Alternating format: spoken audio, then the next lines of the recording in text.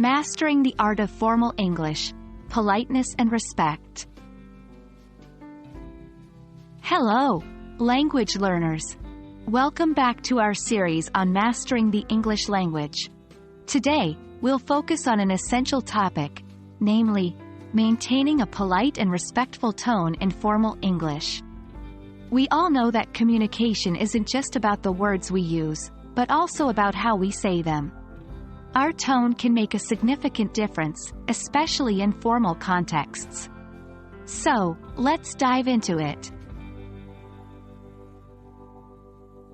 First things first, what does it mean when we say formal English? This refers to the kind of English you might use in professional settings, academic environments, or official occasions. Unlike casual conversation, formal English prioritizes politeness, respect, and a clear, organized structure. It tends to avoid slang, contractions, and overly familiar language. When we're communicating formally, we need to ensure that we're always respectful and polite.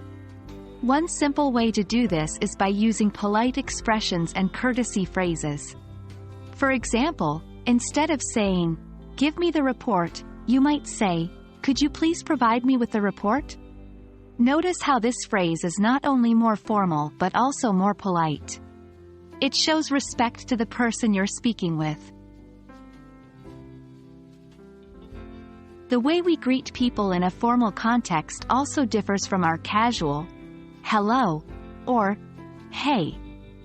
Some formal English greetings you might use include good morning, afternoon, evening, how do you do, or it's a pleasure to meet you. These greetings show respect and set a formal tone for the rest of the conversation. When using formal English, we want to ensure that we maintain a consistent tone throughout our speech or writing. That means avoiding slang, using complete sentences, and choosing more formal vocabulary. It also means being mindful of our tone, which should be respectful and courteous. Avoid interrupting others, raise points politely, and remember to listen as much as you speak. Respect is an integral part of any conversation, but it's especially crucial in formal English. Being respectful can involve recognizing someone's title, like doctor or professor, maintaining eye contact while speaking, and acknowledging others' viewpoints, even when you disagree. Remember, the goal of formal communication isn't just to express your point of view, but to foster constructive dialogue. In closing, remember that formal English, polite expressions, and a respectful tone are the keys to effective formal communication in English. It might seem a bit daunting at first, but with practice, you'll be able to confidently navigate any formal situation. We hope this video has been helpful, and remember, keep practicing, and you'll keep improving.